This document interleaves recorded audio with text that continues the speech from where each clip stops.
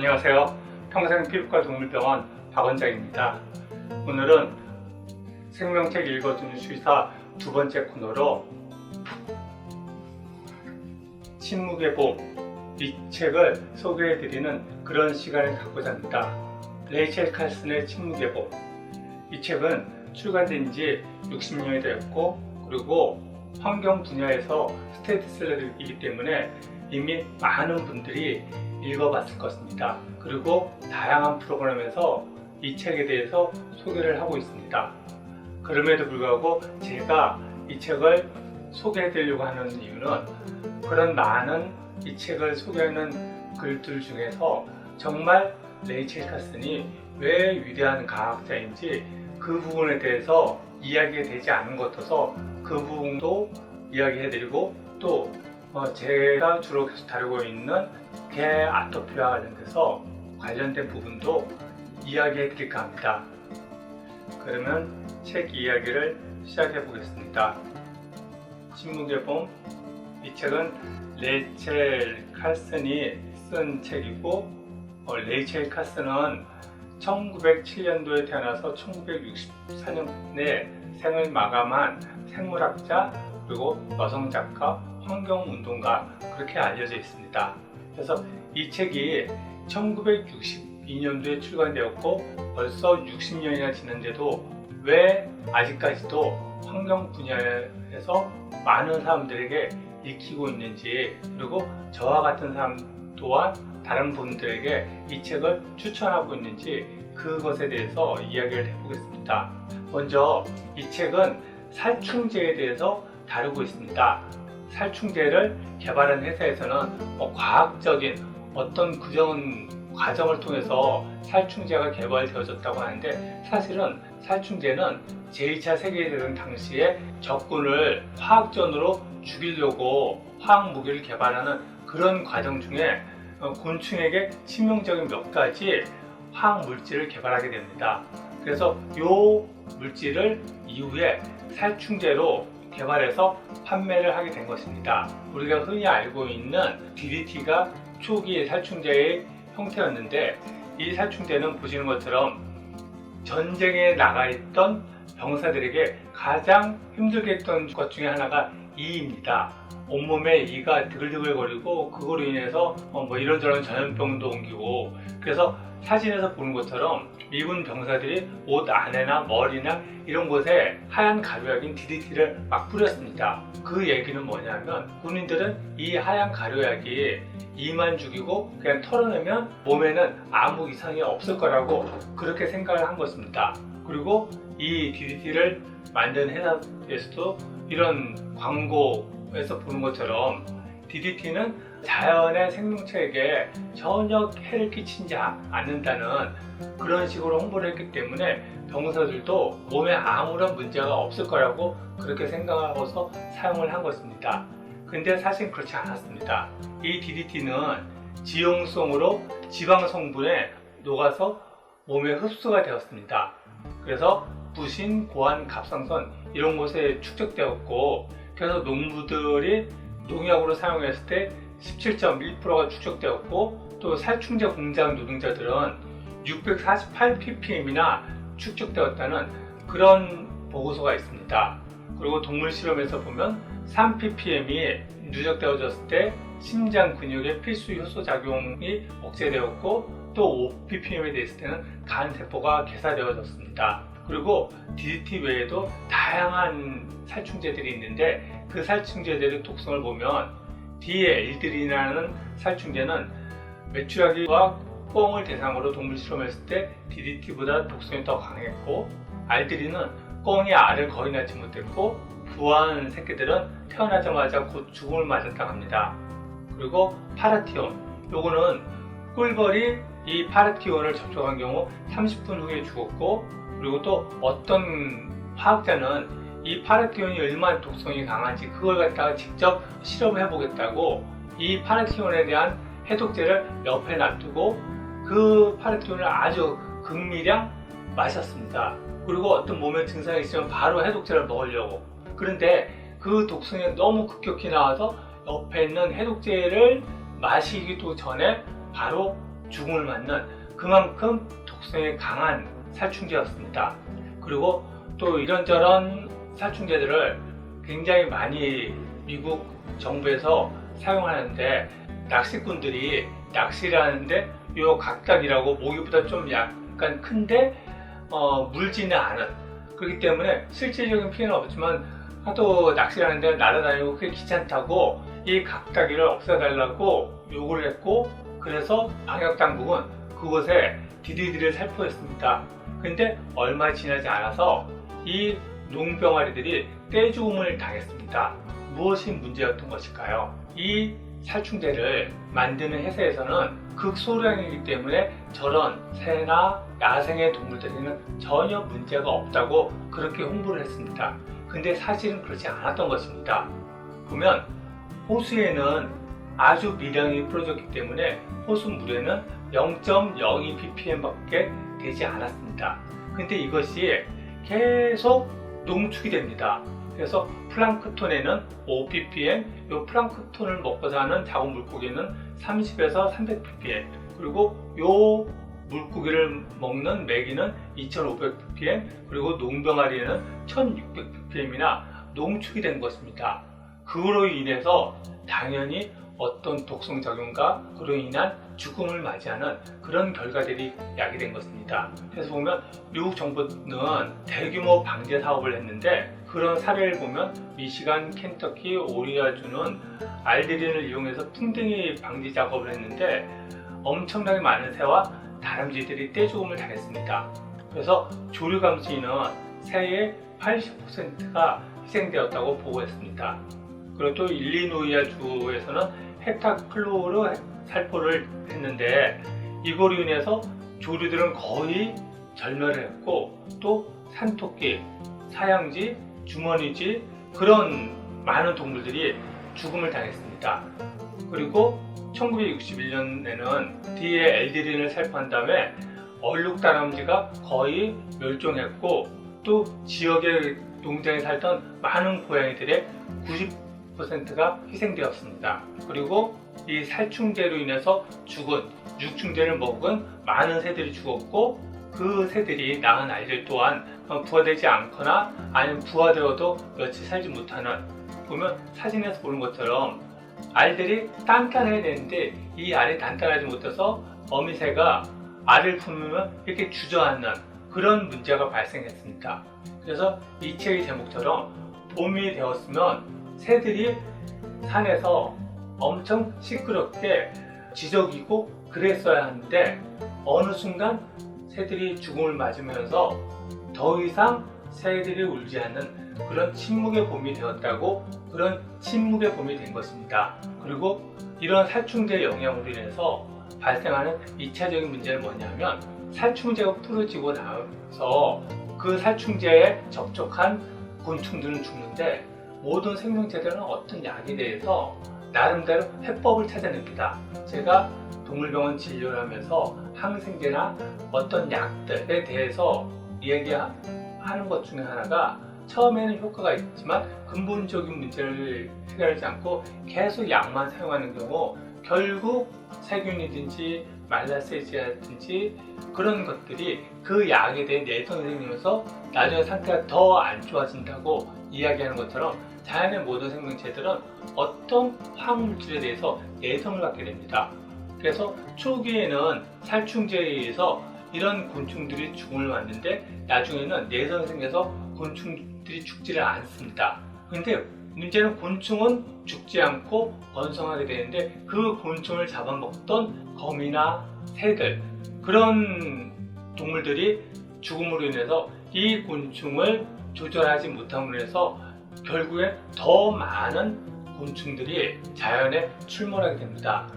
그래서 보면 밀워키 국립박물관에 근무한 오원 제 그rum은 곤충의 최대적은 다른 육식성 곤충, 조류, 작은 표류 등이지만 DDT는 자연이 내어준 이런 천적들과 아름다운 경치를 무차별적으로 파괴한다고 얘기합니다.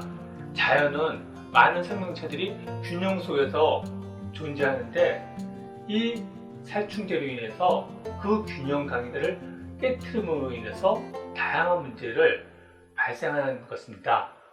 그래서 레이첼 칼스는 생태계는 너무나 연약해서 쉽게 파괴되지만 다른 한편으로는 믿을 수 없을 만큼 튼튼하고 회복력이 강해서 예상치 못한 방식으로 역습해온다고 경고를 한 것입니다. 그래서 이 침묵의 봄을 소개하는 많은 프로그램들에서는 레이첼 칼슨의 이 침묵의 봄을 소개하면서 이런 화학물질이 자연 생태계에 어떤 영향을 끼치는지 그거를 드러낸 그런 부분에서 위대한 책이라고 그렇게 소개를 합니다. 물론 이런 부분도 있지만 저의 입장에서 레이첼 칼슨이 더 위대한 과학자인 것은 이렇게 어떤 사실을 드러낸 것 요것만으로 이 레이첼 칼슨이 훌륭한 과학자인 것은 아닙니다. 레이첼 칼슨이 정말 위대한 과학자인 이유는 다른 것에 있습니다. 그것은 뭐냐면 그 내용은 이 레이첼 칼슨 평전 요 책을 읽어보면 나오는데 이 화학회사나 정부가 이런 살충제들이 자연에 어떤 악영향을 끼치는지 몰라서 이런 행동을 했을까요? 그렇지 않다는 것입니다. 그런 회사들은 그런 화학물질이 어떤 문제를 야기하는지 이미 알고 있었을 가능성이 높습니다. 하지만 돈벌이를 위해서 그것을 다 감추었고 레이첼 칼슨은 그것을 드러낸 것입니다. 이랬을 때 그런 거대 회사가 레이첼 칼슨을 그냥 내버려 뒀을까요? 그렇지 않습니다. 그런 회사들은 레이첼 칼슨이 이런 책을 쓴다는 것을 안 그 시점부터 다양한 방식으로 레이첼 칼슨을 공격하고 회유하고 협박했습니다. 그리고 책을 펴낸 후에도 보면 시카고 베시콜 화학회사는 칼슨이 미국과 유럽의 여러 나라들이 농화학 물질의 사용을 줄여 결국 식량 생산을 공산권 국가 수준으로 떨어뜨리려는 음흉한 배후 세력의 조종을 받고 있다고 비난하고 또 몬산토 같은 경우는 독자적으로 엄청난 비용을 투자해서 홍보부를 가동해서 칼슨이라는 젊은 과학자 지금은 굉장히 많은 사람들이 칼슨을 알고 있지만 그 당시에는 많은 사람을 칼슨을 잘 모르고 제대로 평가하지 못한 그런 상황에서 칼슨을 이상한 사람으로 인식시키려고 칼슨의 저서 중에 하나인 내일을 위한 우화 이걸 패러디한 황량한 해라는 책을 만들어서 전국신문사에 배포해서 칼슨이라는 사람이 굉장히 이상한 사이코 같은 그런 사고를 가지고 있는 사람이다. 그런 식으로 계속 알리려고 엄청나게 많은 돈을 들여서 작업을 했습니다. 그럼 이런 회사들은 자기네들 이익을 침해하기 때문에 이렇게 레이첼 칼슨을 공격했다고 한편으로 이해할 수 있습니다. 그러면 이런 회사들만 칼슨을 공격했을까요? 그렇지 않았습니다. 보면 농무부 산하의 ARS의 대변인인 어니스트 지무어는 모든 것을 자신의 주장에 유리하게 사용하고 그렇지 않은 것은 외면하는 식의 소송사건 기호서처럼 내용을 전개했다.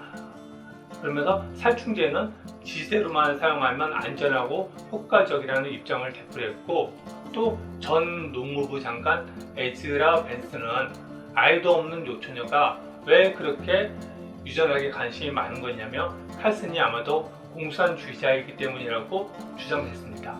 이런 식으로 거대 화학회사 그리고 정부 관계자들이 칼슨을 협박하고 회유하고 그리고 음해하는 그런 발언들을 끊임없이 했습니다. 레이첼 칼슨이 이런 책을 펴낸 다음에 이렇게 될 것을 몰랐을까요? 그렇지 않습니다. 레이첼 칼슨은 자신의 침묵의 봄을 펴냈을 때 이런 거대 화학회사로부터 온갖 공격을 받을 것을 알고 있었습니다. 그래서 이 침묵의 봄을 펴낼 때 변호사의 조언을 받아서 문제가 될 수 있는 부분이 있는지 꼼꼼히 다시 레퍼런스를 다 확인하고 그렇게 해서 작업을 펴냈습니다. 보통 다른 과학자들 그리고 많은 대학 교수들 그들은 거대 화학회사들의 그런 공격이 들어와서 사실을 알아도 입을 다뭅니다. 그리고 그들로부터 연구 자금을 받아서 연구를 진행해야 되기 때문에 그들의 입맛에 맞는 그런 연구들을 주로 하지 이렇게 그런 거대 기업들 그리고 또 정부를 상대로 해서 다투려고 하지 않습니다. 그런데 레이 첼카스는 그런 협박을 당할 것을 알면서도 이것이 많은 생명들에게 또 사회에 해가 된다는 것을 알았기 때문에 그런 거대한 협박에 맞서 이 책을 펴는 것입니다. 그런 과정에서 칼슨은 엄청난 스트레스를 받습니다. 그것을 이겨내고서 이 책을 펴냈기 때문에 그런 부분에서 레이첼 칼슨이 정말 위대한 과학자인 것입니다. 그런데 칼슨을 소개하는 많은 글들에서 이런 부분이 거의 언급되지 않고 있습니다. 왜 그럴까요? 그것은 칼슨 당시에 칼슨을 억압하고 회유하고 협박하고 그런 기업들이 지금도 여전히 건재하고 오히려 더 덩치가 커져 있는 그런 상태가 되었기 때문입니다. 특히 몬산토, 이 몬산토에 대해서는 또 제가 다음에 기회가 되면 한번 그들에 관한 많은 어떤 이야기가 있는데 그건 또 다음에 기회가 되면 얘기를 하고요. 그래서 결론은 이 칼슨은 그런 어떤 거대한 기업이나 그런 것들의 협박을 이겨내고 자신이 옳다고 생각한 것을 용기를 갖고 이야기를 할 수 있었기 때문에 오늘날 많은 사람들이 화학물질들이 저런 위험한 부분이 있구나를 저를 포함한 많은 사람들이 이해를 하게 됐고 또 환경운동이 시작된 계기가 되기도 한 것입니다. 그리고 이 살충제를 이야기하면서 개 아토피적인 측면에서 한 번 더 생각해 봤으면 하는 거가 제가 이전에도 얘기를 한 적이 있는데 기생충과 숙주와의 관계입니다. 이 살충제들이 좀 전에 이야기한 것처럼 계속 농축되어지면서 새나 다람쥐나 고양이나 그런 동물들에게 독성작용을 나타낸다는 것을 말씀드렸습니다. 그런데 지금 많은 반려동물에게 기생충을 죽인다고 다양한 살충제를 먹이거나 등에 바르고 있습니다. 그게 정말 반려동물의 몸에 독성작용을 보이지 않을까요? 물론 제약회사는 아무 문제가 되지 않는다고 이야기합니다. 근데 정말 그럴까요? 매달 그렇게 몸에다가 강력한 살충제를 바르는데 사람은 자기 몸에다 그렇게 안 바르잖아요. 그런데 지금 우리는 반려동물에게 그렇게 바르고 있습니다. 그 독성작용, 그거에 대해서 좀 더 고민해 봐야 할 것 같고, 근데 또 이 살충제들의 독성작용, 그것과 별개로 몸에 살고 있던 기생충을 전부 죽이는 것, 이게 정말 그 동물을 위해서 유익한 것인지 하는 부분입니다. 현대의학은 세균이나 기생충, 그런 것 갖다가 아주 몹쓸 병들, 그 정도 간주해버렸는데 생명은 그렇지 않습니다. 생명은 홀로 존재하는 생명 없고 하나의 개체에는 굉장히 많은 생명체들, 바이러스, 세균, 기생충들이 같이 공존하면서 그렇게 사는 생명체들입니다. 근데 숙주에 살고 있던 기생충을 다 기생충량으로 죽임으로 인해서 이런저런 문제가 발생하는데 그 중에 하나가 아토피나 여러 가지 면역과 관련된 문제입니다. 그래서 관련 내용을 보면 하버드 대학의 스티븐 굴리 교수는 면역 글로불인 이 책에는 기생충과 맞서 싸우기 위해 존재한다는 의견이 가장 폭넓게 밝혀져 있고, 근데 이 기생충과 맞서 싸워야 되는 이뮤노글로빈 G가 기생충을 다 박멸함으로 인해서 표적이 없어지니까 결국 무해한 항원까지 공격하게 되었다라고 이야기를 합니다.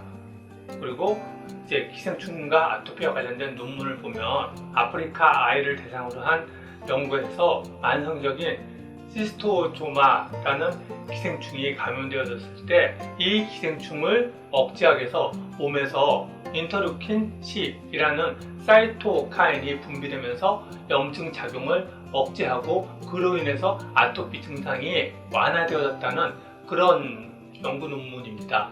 그리고 이 외에도 기생충을 박멸하면서 아토피가 심해졌다는 그런 연구 논문들도 있습니다. 섬 지역에 있는 아이들에게 기생충 박멸 작업을 진행하면서 아토피가 급증했다는 그런 연구 논문도 있습니다. 다시 말해서 기생충을 죽이는 것이 그냥 무조건 좋은 것이 아니라 아토피나 면역 관련된 질환에서는 오히려 몸의 면역을 과잉시키는 그런 부분이 있기 때문에 우리가 기생충 약을 사용함에 있어서 좀 더 고민을 해야 한다는 것입니다. 네, 오늘은 레이첼 카슨의 침묵의 봄 그리고 레이첼 카슨 평전 이 두 권의 책을 소개해 드렸습니다.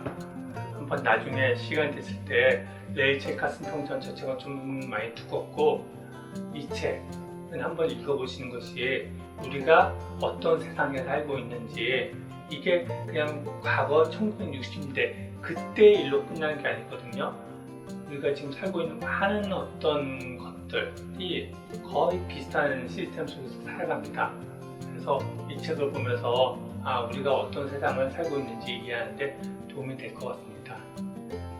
네, 오늘은 레이첼 카슨의 침묵의 봄을 소개해드렸고요. 다음에 또 생명의 관계를 좀 더 이해하는 데 도움이 되는 그런 책을 소개하는 시간을 갖도록 하겠습니다. 감사합니다.